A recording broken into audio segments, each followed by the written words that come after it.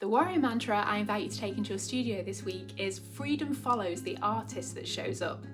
Freedom follows the artist that shows up. So for artists and illustrators who have chosen to forge their own path and carve out their own creative freelance career or grow their own creative business, then freedom is often part of the appeal.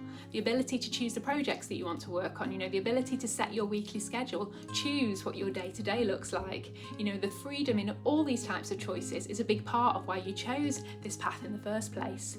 But freedom can be a double-edged sword if it's not cared for and respected, because it can lead you to start drifting without structure, and before you know it, you can feel like you're lost at sea, and the dream commissions and the projects that you were hoping to work on can feel really quite distant and far away.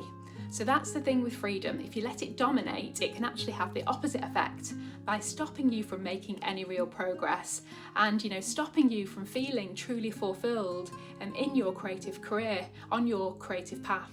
So this week's mantra serves as a reminder that true freedom, true creative freedom, comes when you take responsibility for your craft and you truly own the choices in growing your creative business or carving out your creative freelance career.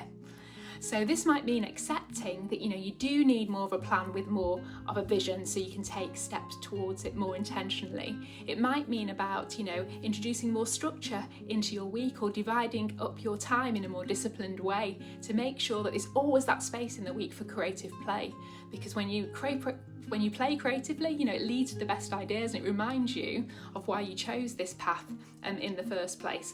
Or it might be about starting each day tackling those most uncomfortable things on your to-do list and those uncomfortable tasks that actually do take you one step closer to your next commission or the exhibition that you really want to organise, or that creative collaboration that you dream about.